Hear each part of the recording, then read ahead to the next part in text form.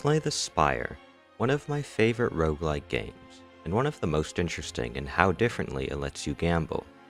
Roguelike games are great because of the ways they express luck and how you can play around it, with Slay the Spire having a refreshing spin on it.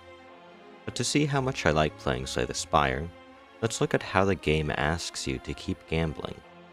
In Slay the Spire, you're tasked with slaying the Spire, and you complete this with one of four characters: the Ironclad, the Silent, the Defect, and the Watcher. Climbing the Spire, you'll go floor by floor, going through fights, events, shops, and finding cards and relics along the way. Each character has their own card pool and unique relics, offering many playstyles to build around.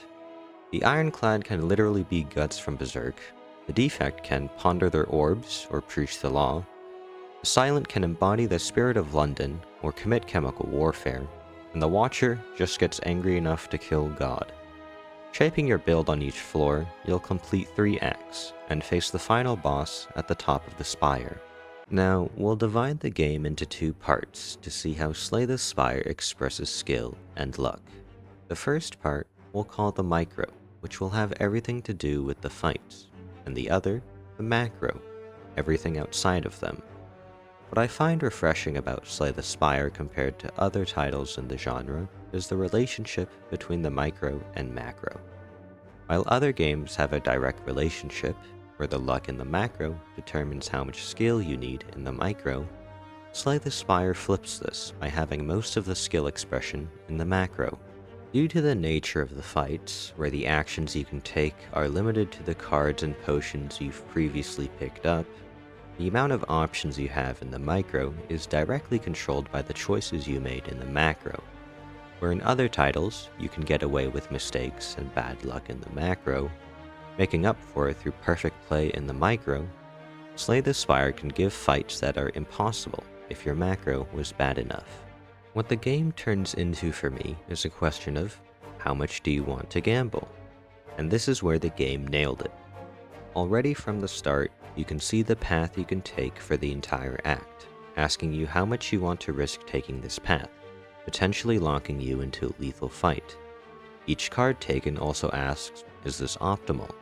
Or are you just adding bloat to have a higher chance of surviving? And with each floor, the risks only get higher, and your odds lower. Every decision in the game is about the fights. Every card you pick, every card you play, to tune your deck for the odds that you can survive. Each run is a race to see if you can shape your deck fast enough to keep up with the Spire, until eventually you'll win. But the best part is, that's just the start. With each run won, you'll unlock a new ascension level, making the next run harder, and the satisfaction of making a deck that beats the house with tighter and tighter decisions is just amazing. Slay the Spire is a refreshing game because the wins feel earned. Less things were handed to you.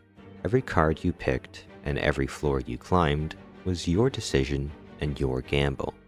It wasn't about playing tighter in the fights. It was about managing your risk in the macro to fully express your skill in the micro. It's a great game because there's skill in the gamble, and you need to beat the house every time to win.